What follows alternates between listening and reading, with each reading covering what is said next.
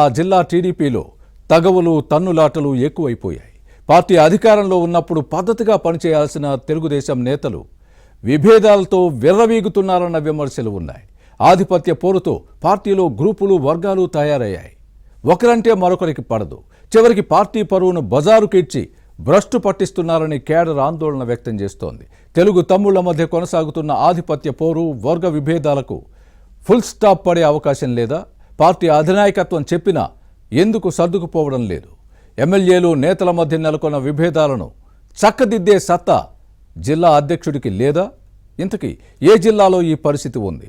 తెలుగుదేశం అధినాయకత్వం ఏం చేయబోతోంది? రాయలసీమలో నడిబొడ్డున ఉన్న కడప జిల్లా రాజకీయాలు ఎప్పుడూ వాడివేడిగానే ఉంటాయి. ఒకప్పుడు టీడీపీకి కంచుకోటగా ఉన్న ఈ జిల్లా ఆ తర్వాత వైఎస్ కుటుంబానికి రాజకీయ కోటగా మారింది.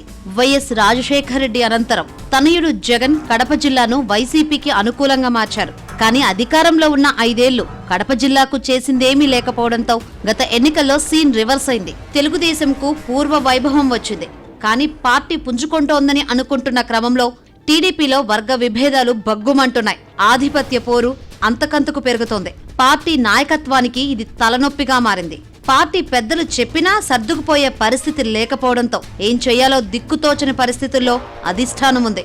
తెలుగు తమ్ముళ్ల తన్నులాటలతో పార్టీ భ్రష్టు పట్టుకుపోతుందన్న ఆందోళన వ్యక్తమవుతోంది.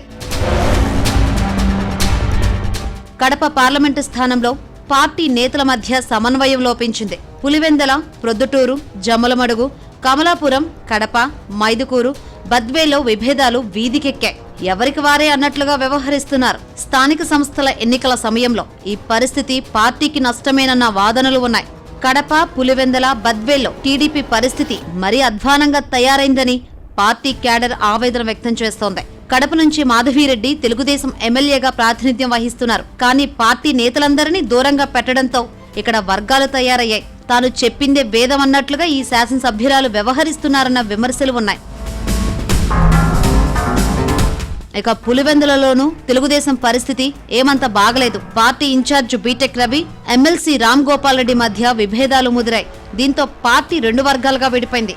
అలాగే Badvel in charge Ritish Reddy, DCCB chairman Suryanarayana Reddy మధ్య ఆధిపత్య పోరు నడుస్తోంది. ఇద్దరి గొడవల మధ్య పార్టీ క్యాడర్ నలిగిపోతోంది. అలాగే ప్రొద్దుటూరులో తెలుగుదేశం ఎమ్మెల్యే వరదరాజులరెడ్డితో కొందరు నేతలు విభేదిస్తున్నారు. దీంతో పార్టీ గ్రూపులమయంగా మారింది. ఇక కమలాపురం, మైదుకూరులో పార్టీ పరిస్థితి కొద్దిగా మెరుగ్గా ఉంది. శాసనసభ్యులు చైతన్యరెడ్డి, పుట్టా సుధాకర్ యాదవ్ అందరితో సఖ్యతగా వ్యవహరిస్తున్నారు. టీడీపీ క్యాడర్తో పాటు లీడర్లను సమన్వయం చేసుకుంటూ ముందుకు నడుస్తున్నారు. మిగిలిన స్థానాల్లో ఇలాంటి పరిస్థితి లేకపోవడంపై అక్కడి క్యాడర్ ఆందోళన వ్యక్తం చేస్తోంది. కడప జిల్లా టీడీపీలో వర్గపోరు సాగుతున్నా పార్టీ అధినేత చంద్రబాబు, ప్రధాన కార్యదర్శి లోకేష్ ఇక్కడి నేతలతో చర్చించి విభేదాలను వీడాలని, లేకపోతే చర్యలు తప్పవని వార్నింగ్ ఇచ్చినా మార్పు రాలేదని వినిపిస్తోంది. మరోవైపు జమ్మలమడుగు తెలుగుదేశం ఇన్ఛార్జ్ భూపేష్ రెడ్డికి కడప పార్లమెంటు స్థానం అధ్యక్షుడిగా పార్టీ అధిష్టానం అవకాశం కల్పించింది.